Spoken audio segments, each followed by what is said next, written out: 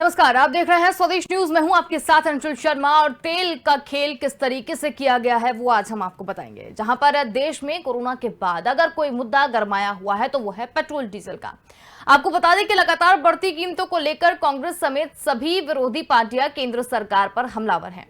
कि कांग्रेस सीधा सीधा यह दावा कर रही है कि यूपीए यानी कि डॉक्टर मनमोहन सिंह की सरकार के समय कच्चे तेल के दाम ऊंचे होने के बाद भी देश में पेट्रोल डीजल के दाम कंट्रोल में थे, जबकि आज कच्चे तेल के दाम कम हैं तो भी पेट्रोल और डीजल महंगा हो रहा है। अब इसी को लेकर एक चौंकाने वाली जानकारी सामने आई है। इसे समझने के लिए डालते हैं एक रिपोर्ट पर नजर। तो एक रिपोर्ट में यह दावा किया गया है कि आज की केंद्र सरकार को कांग्रेस सरकार के समय बॉन्ड का भुगतान करना पड़ रहा है। सरकारी सूत्रों के मुताबिक मनमोहन सरकार ने सार्वजनिक क्षेत्र से तेल कंपनियों को सब्सिडी देने के बदले बॉन्ड जारी किए थे, जिनका भुगतान आज मोदी सरकार को करना पड़ रहा है।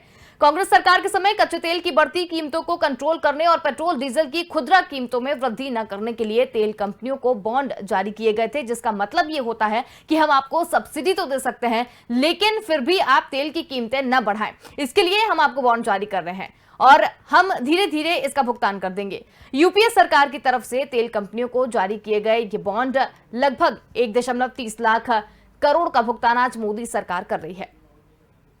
वहीं पर एक समय ऐसा भी आया था जब महामारी के चलते केंद्र सरकार खर्च का दबाव का भी कहीं ना कहीं सामना कर रही है। तो जीएफएक्स के जरिए समझने की कोशिश करते हैं कि कर्ज किस तरीके से मर्ज बना हुआ है, मनमोहन सरकार का कर्ज किस तरीके से मोदी सरकार चुका रही है। भुगतान पर लगातार तकरीबन 70,000 करोड़ रुपए खर्च किए जा चुके हैं अब तक। और यूपीए सरकार की अगर बात करें तो एक वित्तीय धोखाधड़ी निकलकर सामने आ रही है। धोखाधड़ी का नुकसान आज के उपभोक्ता उठा रहे हैं, जिसमें तेल कंपनियों को सब्सिडी देने के बदले बॉन्ड जारी किए गए। तो एक और उपलब्ध जानकारी की अगर बात करें तो केंद्र सरकार ने पिछला भुगतान मार्च 2015 में 3,500 करोड़ रुपए का किया था। कुल वर्तमान बकाया 1.30 लाख करोड़ रुपए है, यानी अब इस साल से 1,30,701 करोड़ रुपए मूल्य के ऐसे बॉन्ड्स का भुगतान करना पड़ेगा जिन पर देय आज भी 10,000 करोड़ रुपए है। और अगर सूत्रों की माने तो अगले 5 साल यानी 2026 तक भुगतान करना जारी रहेगा। तो पिछले सालों में बॉन्ड पर ब्याज भुगतान पर खर्च किए गए 70,000 करोड़ रुपए सामान्य परिस्थितियों में सब्सिडी और राजस्व व्यय के रूप में माना जाता है और इस तरह सरकार के बजट का एक हिस्सा बनता है।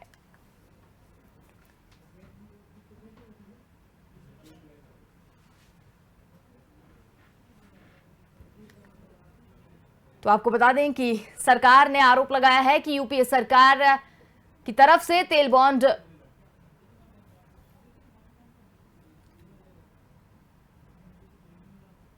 साधन का इस्तेमाल कर वित्तीय धोखाधड़ी यहां पर की गई। इसका नुकसान आज देश के उपभोक्ताओं को उठाना पड़ रहा है। और इस रिपोर्ट को लेकर बीजेपी आईटी सेल के हेड अमित मालवीय ने कहा कि पेट्रोल और डीजल की बढ़ती हुई कीमतें यूपीए सरकार के कुप्रबंधन की देन है और हम उन तेल बॉन्ड की कीमत चुका रहे हैं जो वित्तीय वर्ष 2021 से 2026 तक भुगतान के लिए आएंगे।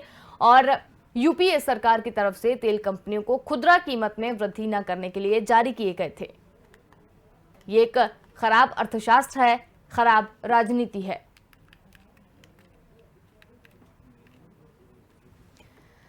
तो बता दें कि पेट्रोल डीजल की जो बढ़ती हुई कीमतें हैं, आम आदमी तो उससे परेशान हो ही रहा है, लेकिन अगर विपक्ष की बात करें तो विपक्ष लगातार इसे घेरता हुआ नजर आ रहा है। उसका कहना है कि अगर बात की जाए पहले जब मनमोहन सिंह की सरकार थी तब कच्चे तेल के जो दाम थे वो बढ़े हुए थे, लेकिन पेट्रोल डीजल के दाम जो थे वो कम थे। और अब पेट्रोल डीजल के दाम जो है वो लगातार आसमान छू रहे हैं। उस पर विपक्ष जो है एक भी मौका नहीं छोड़ रही है सरकार को घेरने का। तो हमारे साथ चर्चा में हमारे मेहमान हमसे जुड़ गए हैं, जिसमें बीजेपी प्रवक्ता नेहा बग्गा हमारे साथ जुड़ी हुई हैं, फिरोज सिद्दीकी कांग्रेस प्रवक्ता हमारे साथ यहाँ पर जुड़े हुए हैं, अजय सिंह अध्यक्ष पेट्रोलियम एसोसिएशन हमारे साथ यहाँ पर जुड़े हुए हैं। आप सभी का बहुत स्वागत है स्वदेश न्यूज में। तो सबसे पहले अजय सिंह जी आपकी तरफ रुख करेंगे क्योंकि पेट्रोलियम एसोसिएशन के आप अध्यक्ष हैं। पेट्रोल से जुड़ी जितनी भी बातें हैं वो सबसे पहले आपसे स्पष्ट करना चाहेंगे कि सबसे पहले तो अजय जी आपसे यही जानना चाहेंगे कि पेट्रोल डीजल को लेकर जो दामों में वृद्धि हो रही है, इसमें एक चीज ये निकल कर आ रही है ऑयल बॉन्ड। एक ऑयल बॉन्ड जो साइन किया गया है और उसको लेकर अब जो चीजें निकलकर सामने आ रही है, तो सबसे पहले तो आपसे ये समझेंगे कि ऑयल बॉन्ड होता क्या है और किस तरीके से साइन किया जाता है। देखिए, पहले जब कांग्रेस की सरकार थी उस टाइम पे जो नीति बनाई हुई थी प्राइस वाली, उसमें प्राइस फिक्स किया हुआ था और एक पूल अकाउंट बनाया हुआ था गवर्नमेंट ने, जिसमें अगर तेल सस्ता होता था और भारत में बाजार दर अगर महंगी होती थी तो उसमें सरप्लस पैसा चला जाता था। और अगर तेल महंगा हो गया और प्राइस कम, मतलब भारत में प्राइस कम थी, तो उसका जो घाटा है वो पूल अकाउंट में चला जाता था और उसको एक बॉन्ड बना के ऑयल कंपनियों को दे दिया जाता था। ये केवल जनता को एक धोखा था। मैं इसलिए धोखा कहूंगा कि जनता को अगर सब्सिडी मिल रही है तो वो उसी के पैसे से मिल रही है। सरकारें कहीं से पैसा नहीं लाती, सरकारें आपका ही पैसा आपके ऊपर लाती है। तो एक विकासशील देश के लिए सब्सिडी अगर होती है तो वो देश विकासशील नहीं हो पाता। आज जो पॉलिसी चल रही है, आज बिल्कुल सही पॉलिसी चल रही है। तेल का दाम विश्व बाजार के अंतर्गत है। अगर बाजार में कम होगा तो कस्टमर को कम मिलेगा, ज्यादा होगा तो ज्यादा मिलेगा। सरकार को इसमें कोई भी अपनी तरफ से सब्सिडी नहीं देनी पड़ रही है, इसलिए ये जो है सबसे अच्छी पॉलिसी है। चलिए ठीक है, नेहा बग्गा जी हमारे साथ जुड़ी हुई हैं। नेहा बग्गा जी, आपसे जानना चाहेंगे कि जिस तरीके की जो चीजें निकलकर सामने आई हैं, ऑयल बॉन्ड जिस तरीके से साइन किया हुआ है और अब ऐसा कहा जा रहा है कि वो कर्ज जो है वो अब मोदी सरकार चुका रही है, आप क्या कहेंगे इस पर? देखिए, जिस तरीके से अभी आपने पूर्व में भी वर्जन सुना है कि देश के साथ जो धोखा करने का काम किया है, जो यूपीए की सरकार ने लगातार लूट के जनता के आंखों पर पट्टी बांधकर जिस तरीके से उनके घरों में घुसकर पैसा निकालने का काम किया, उसी का खामियाजा है कि आज भी केंद्र सरकार को, जो यूपीए के दौरान मनमोहन सिंह जी जब प्रधानमंत्री थे, जब ऑयल बॉन्ड्स जो लिए गए थे, उसके लिए भी हम लगभग 9,960 करोड़ रुपए का आज भी हम एनुअल उसमें भुगतान करते हैं, इंटरेस्ट के तौर पर देते हैं। 1.25 लाख करोड़ का इन्होंने ऑयल बॉन्ड्स ले लिए, सब्सिडी देते रहे, सब्सिडी के माध्यम से जनता को एक तरीके से इन्होंने गुमराह करने का काम किया है। और आज जब महामारी का काल है, उस समय भी हम जब जिस तरीके से इसका इंटरेस्ट और प्रिंसिपल का अमाउंट अलग अलग भर रही है केंद्र सरकार, ये तो बिल्कुल तय था कि जो धोखा किया है उसकी वजह से इसका बोझ आने वाले समय में जनता पर आएगा। और लगातार आज चाहकर भी सरकार इस महामारी के समय इस बोझ से हटा नहीं पा रही है। तो ये बिल्कुल स्पष्ट है कि आज कांग्रेस जो ढकोसला करती है, जिस तरीके से पेट्रोल डीजल पर हाय हाय करते हैं ना, तो स्पष्ट करना चाहिए कि आखिर ये सब्सिडी और ये ऑयल बॉन्ड में जिस तरीके से ये जनता को फंसा के गए हैं, उसमें इनका स्टैंड क्या है। इस बात पे ये पर्दा क्यों डालते रहे, कभी इस बात को स्पष्ट क्यों नहीं किया, ये क्यों नहीं बताया कि एक तरफ कंपनीज जो भारत सरकार के अंडर में आती थी उसको आपने मुक्त कर दिया, दूसरी ओर आप ऑयल बॉन्ड करके कर्जदार करके चले गए हैं। आप देखिए 2026 तक ये लगातार अभी चलने वाला है। बिल्कुल। और जिस तरीके की धोखेधाड़ी हुई है, ये कोई छोटा मोटा मामला नहीं है। जनता इनके कुकर्मों को अच्छे से जानती है, पहचानती है। ठीक है, फिरोज सिद्दीकी जी भी हमारे साथ यहाँ पर जुड़े हुए हैं, कांग्रेस प्रवक्ता हैं। फिरोज जी, क्या कहेंगे आप? अरे अब जो राम मंदिर का चंदा चोरी करके खा गए जो लोग, राम मंदिर मत लाइए सर, पेट्रोल डीजल पर रहिए ना। नहीं, हाँ पेट्रोल डीजल आप मत बताइए मुझे कि मुझे क्या बोलना है। मैं अपने तरीके से बोल रहा हूँ, आप भी सुनते जाइए। जो आपके साथ एक दूसरे थे, मैं उनका नाम नहीं सुन पाया।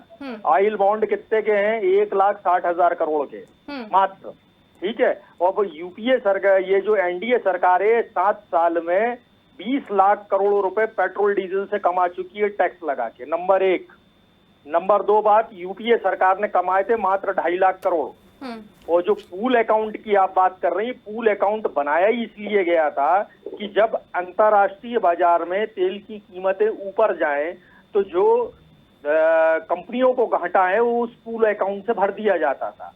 और जब अंतरराष्ट्रीय बाजार में वो नीचे जाती थी कीमतें क्रूड ऑयल की, तो जो कंपनियों को फायदा होता था वो पूल अकाउंट में वापस चला जाता था। इससे जो प्राइस थी वो स्थिर रहा करती थी। आज जो है 55% क्रूड ऑयल, कच्चे तेल का भाव कम हो गया अंतरराष्ट्रीय बाजार में। और भारतीय जनता पार्टी से इधर उधर की बात नहीं करे, ये बताए, हमने कहा था आपसे कि बहुत हुई पेट्रोल डीजल की मार अब की बार मोदी सरकार, हमने कहा था आपसे ये काम करने के लिए, या आप ये नारा लगाएंगे खड़े होके और ठीक है। प्रधानमंत्री कहेंगे, अरे रुक जाइए, प्रधानमंत्री कहेंगे कि मैं तो किस्मत वाला प्रधानमंत्री हूँ। जब आपने वायदा किया था जनता से, तो अब यूपीए सरकार की क्यों बात कर रहे हो? हमको तो टैक्स कम करो। हम लेते थे डीजल पे 3 रुपए 50 पैसे में, आपके लोगों, आपके दर्शकों को बता दूं, 3.5 रुपए जो थी केंद्र सरकार, मनमोहन सरकार टैक्स लेती थी डीजल पे, और मोदी सरकार लेती है 28 रुपए। फर्क देख लीजिए आप क्या है। ये असल में जो इनके हम दो हमारे दो जो इनके उद्योगपति मित्र हैं, उनको सब्सिडी देना, उनकी दुकानें चलवाना, उनकी फैक्ट्रियां चलवाने के लिए ये जनता को लूट रहे हैं और पैसा डाल रहे हैं। हम कह रहे हैं 3.5 रुपए आप टैक्स वापस कर दो। जो अभी देखिए आप, प्राइस जो है 50 रुपए रह जाएगी डीजल की। जो यूपीए सरकार 9.5 रुपए पेट्रोल पे लेती थी, आप 38 रुपए ले रहे हो। अभी 9.5 कर दीजिए, पेट्रोल की प्राइस 65 रुपए पे आ जाएगी। करें ना ये? ठीक है। हमारे साथ अजय सिंह जी हैं, पेट्रोलियम एसोसिएशन के अध्यक्ष। अजय जी, आपसे जानना चाहेंगे कि ये तो चलिए पार्टियों की बात हो रही है, अगर वाकई में पेट्रोल डीजल के दामों में जो उछाल एक तरह से आया है वो एकदम से कैसे आ गया? अगर अंतर्राष्ट्रीय तेल कीमतों की अगर बात करें तो उसमें अगर टैक्स कम कर दिया जाए तो क्या लोगों को राहत मिल सकती है, और ऑयल बॉन्ड और इन सब का किस तरीके से एक तालमेल जो है वो समझ में आएगा? देखिए, पहली चीज तो पिछले साल जून में जो क्रूड का रेट था वो $38 पर बैरल था। आज इसी जून में ठीक एक साल बाद $76 पर बैरल हो गया। तो आप मान के चलिए कि कॉस्टिंग जो है 95% क्रूड की बढ़ गई है, कम नहीं हुई है। और जहां तक जो पॉलिटिकल लोग जो है बड़ा आरोप लगाते हैं, तो मैं समझता हूँ कि राजस्थान में या छत्तीसगढ़ में इसमें वेट कम कर दें, या ये लोग कहते हैं ये तो बहुत अच्छा मौका है कांग्रेस के लिए कि डीजल पेट्रोल को जीएसटी में लाने की मांग करें, ताकि पूरे भारत में कम से कम 5 से 7 रुपए लीटर इनको जनता को कम मिलने लगेगा। अगर ये मांग करें तो बहुत अच्छी बात है, क्रेडिट पूरा कांग्रेस को मिलेगा। लेकिन राज्य सरकार या केंद्र सरकार, मैं समझूंगा कि हर आदमी के लिए ये एक थीम है पेट्रोल डीजल, क्योंकि इसे टैक्स जो है 100% आता है। तो हर सरकार जो है पेट्रोल के टैक्सेशन पे दोहन तो करती है। चलिए ठीक है। नेहा भगत जी, आपसे जानना चाहते हैं कि पेट्रोल और डीजल को लेकर जिस तरीके से बात अभी यहाँ पर की गई, कांग्रेस प्रवक्ता फिरोज सिद्दीकी ने जितनी भी बातें कही, आपके ऊपर भी कई सवाल यहाँ पर उठाए हैं, क्या कहना चाहेंगे आप? देखिए अंशुल जी, सबसे बड़ी बात यह है कि यूपीए की सरकार भली भांति देश जानता है कि एक भ्रष्टाचार में लिप्त सरकार थी, जनता को गुमराह करने वाली सरकार थी। 2014 में जब इन्हें चुनाव नजदीक दिखाई दे रहे थे तो एक सब्सिडी का प्रावधान करके इन्होंने 1.25 लाख करोड़ के बॉन्ड्स कर दिए। आप देखिए कि इस वर्ष में हम लोग लगभग 20,000 करोड़ रुपए का सरकार जो है वो उस पर ब्याज चुकाने वाली है। 2023 में 22,000 करोड़ का इस पर ब्याज चुकाना है। उसी प्रकार से 2024 में 40 करोड़ रुपए का ब्याज चुकाना है, और 2026 में 47 करोड़ रुपए का 47,000 करोड़ का ब्याज चुकाना है। तो ये 20,000 करोड़, 22,000 करोड़, 40,000 करोड़, 47,000 करोड़ ये जो 2026 तक चुकाने हैं, आखिर इसकी मार किसके ऊपर जा रही है? आम जनता के ऊपर जा रही है। इनका जो दोहरा चरित्र है वो जनता के सामने आना बहुत जरूरी है। आज एक कोरोना काल है, ओपेक कंट्रीज में भी डिमांड सप्लाई में एक अंतर आया था, खुदरा बाजार में भी लगातार रेट जो है वो बढ़े हैं, जिसकी वजह से ये पूरा एक इकोसिस्टम जो चलता है, क्योंकि आप देखिए कि रोजमर्रा की जिंदगी में चाहे गृहिणी हो, चाहे हमारा किसान हो, चाहे पब्लिक हो जो ट्रांसपोर्टेशन के माध्यम से आती जाती है, उन सबको पेट्रोल डीजल की आवश्यकता है। ठीक है, नेहा भगत जी, कॉस्टली करने की आवश्यकता नहीं है कांग्रेस पार्टी को। इन्हें बताना चाहिए कि अपने कर्मों की वजह से जनता को अंधकार में क्यों धकेल के चले गए। ठीक है, लेकिन मान लिया चलिए मनमोहन सरकार जो थी उनने इस तेल बॉन्ड को स्वीकृति दी, तेल बॉन्ड साइन किया और जनता को राहत दी, चुनाव था, जितनी भी आपने बातें बोली सारी मान लेते हैं, लेकिन उस समय भी तो विपक्ष था, विपक्ष इसका विरोध कर सकता था, क्योंकि ये चीजें तो दिखनी चाहिए थी ना कि अगर ये इस समय से अगर कर रहे हैं तो आगे जाकर कितनी परेशानी होगी। अंशु जी, मुझे तो ये पता है कि लगभग हम पेट्रोल डीजल पे शायद इस महीने के अंदर ही चौथी या पांचवी बार डिबेट कर रहे हैं, और आपके प्रोग्राम में मैं लगातार रही हूँ और लगातार बोलती रही हूँ कि ऑयल बॉन्ड के माध्यम से कांग्रेस ने जनता के साथ एक धोखे का काम किया है। और इसी प्रकार से भारतीय जनता पार्टी जब विपक्ष में थी तब भी इस ऑयल बॉन्ड के मसले को उठाया गया था, और लगातार सरकार में आने के बाद भी हमने इस चीज को जनता के सामने रखने का काम किया। स्वयं मैंने आपके डिबेट चैनल में इस महीने में चौथी बार इस मुद्दे को रखा है। तो ऐसा नहीं है कि हम जनता को जागरूक नहीं कर रहे हैं, उन्हें बता नहीं रहे हैं, पर लगातार बताने की इसलिए आवश्यकता है क्योंकि इनके सीनियर लीडर जो सर्वमान लीडर श्रीमान राहुल गांधी है, वहां से लगाकर ग्रास रूट लेवल पर अगर इनके जो कोई कार्यकर्ता है तो सिवाय झूठ बोलने के, सिवाय ढोंग रचने के, सिवाय घड़ियाली आंसू के इन्हें कुछ नहीं दिखाई देता। ये नहीं स्वीकार करते कि इनने किस प्रकार से सब्सिडी के माध्यम से जनता के साथ धोखेधड़ी की। ये नहीं स्वीकार करते कि किस प्रकार से इनने ऑयल कंपनीज को फ्री छोड़ दिया और भारत सरकार के नियंत्रण से हटा दिया। ये नहीं स्वीकार करते कि एक आम जनता को इससे बहुत फर्क पड़ता है। पेट्रोल डीजल के दाम से एक बेसिक रिक्वायरमेंट चालू होती है और ये ऊपर तक चलती है। ये प्रत्येक घर से चलकर प्रत्येक उद्योगों तक चलती है। ठीक है, चलिए फिरोज जी, आप कुछ बोल रहे थे बीच में, आप कुछ कहना चाह रहे थे? मैं ये बोल रहा था इनसे कि भाई कौन ने आपसे कहा था ये बात कि आप आके सड़क पे नारा लगाओ बहुत हुई पेट्रोल डीजल की मार, अब की बार मोदी सरकार, तो आप बहाने क्यों बना रहे हो? सवाल ये है कि ये ना इन्होंने जवाब दिया ना वो जो दूसरे थे उन्होंने जवाब दिया कि 3.5 रुपए का टैक्स 28 रुपए क्यों लगने लगा। 850% टैक्स में बढ़ोतरी हुई है तो ये 3.5 रुपए का टैक्स क्यों नहीं कर देते। अब रही ऑयल बॉन्ड की बात, 1,60,000 करोड़ की, अरे आप 20 लाख करोड़ कमा चुके पेट्रोल डीजल से, तो 1,60,000 करोड़ वापस कर दो। अंबानी अडानी को इतना बैंक के कर्जे माफ कर दिया आपने तो 3-3, 4-4 लाख करोड़, तो 1,60,000 करोड़ भी भुगतान कर सकते थे। जब जो चीज नहीं आनी है, जिनसे इकोनॉमी देश की संभल नहीं रही है, जिनको सरकार चलाना नहीं आता, सिर्फ आवाज करना आता है और सिर्फ भाषण देना, भाषण ही इनका शासन हो, उन लोगों के बस की नहीं है। जो वो ये अभी आपके जो साथ में थे एक ऑयल एसोसिएशन के, वो कह रहे थे $76 का पर बैरल था, हो गया है अभी अंतरराष्ट्रीय बाजार में। हमारे समय में 130 बैरल का $130 का पर बैरल मिला है। आप चाहिए तो गूगल करके देख लीजिए। लेकिन हमने डीजल की कीमत जो थी 60 रुपए से ऊपर नहीं बढ़ने दी कभी, और आज डीजल की कीमत ठीक है, जान लेते ना, एसोसिएशन के अध्यक्ष यहीं बैठे, उनसे भी जान लेते ये सारी चीजें क्यों हुई थी। अजय जी, आपसे जानना चाहेंगे, जितनी चीजें अभी यहाँ पर बोली जा रही है तो उसका कारण क्या रहा होगा?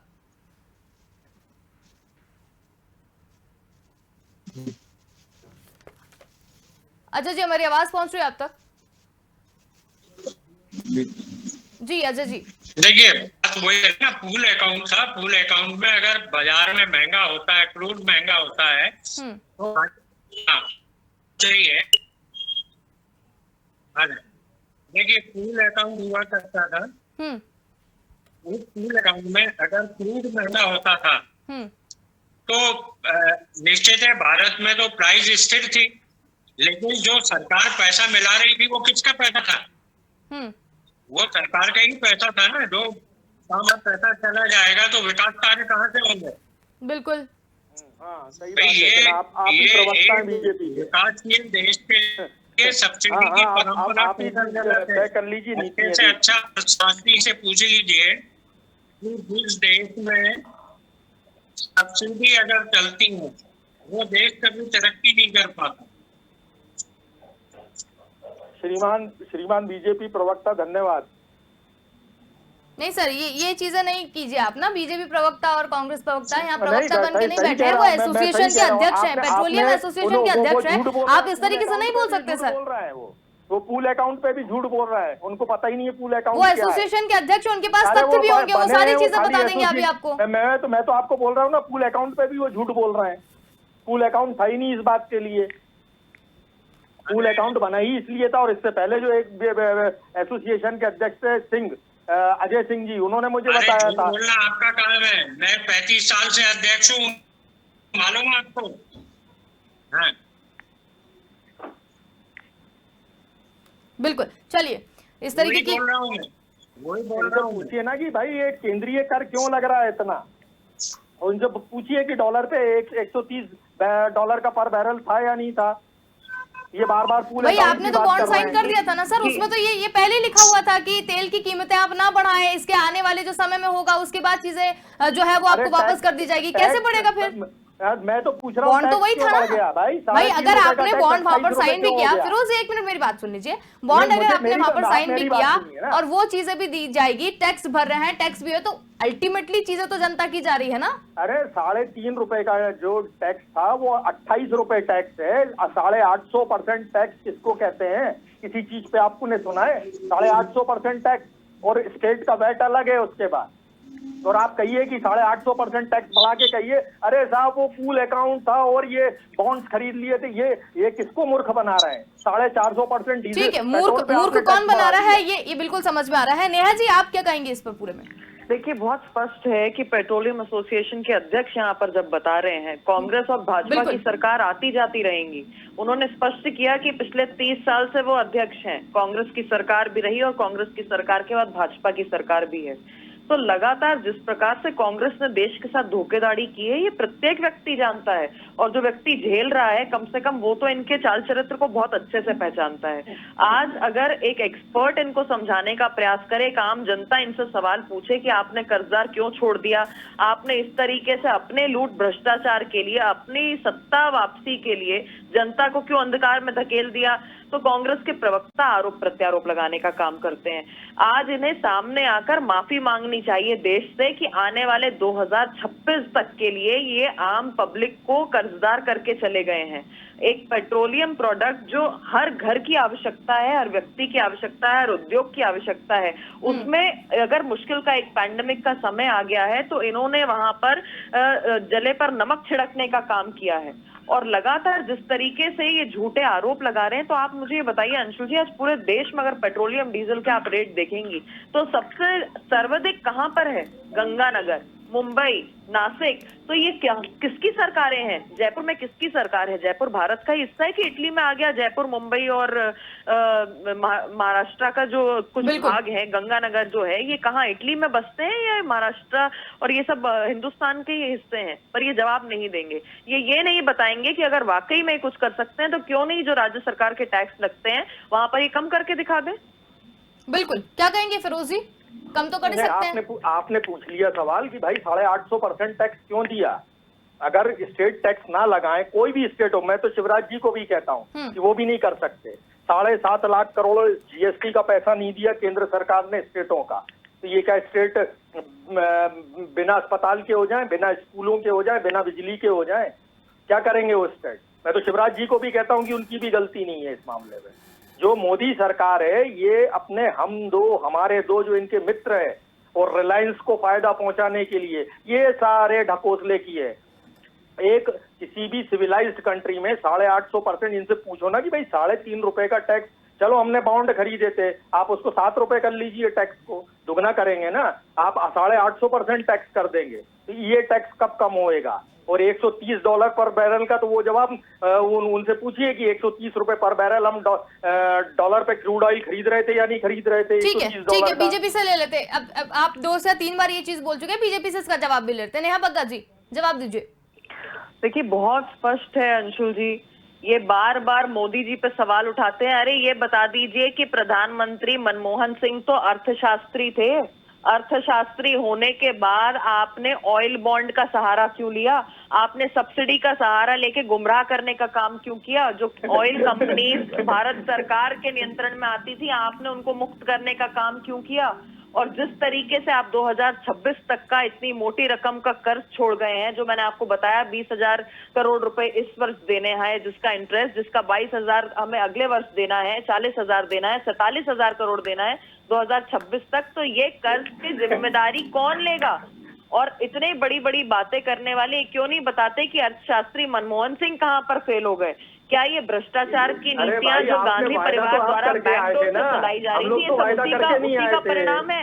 ये क्यों नहीं बताते कि जिस तरीके से टैक्सेस राज्य सरकारों में सर्वाधिक लगाकर गंगानगर नंबर 1 पर चल रहा है, मुंबई नंबर 1 पर चल रहा है, जयपुर नंबर 1 पर चल रहा है, ये वहां पर क्यों नहीं कुछ करके दिखाते? सवाल ये है कि अगर आपने अंधकार में अगर आपने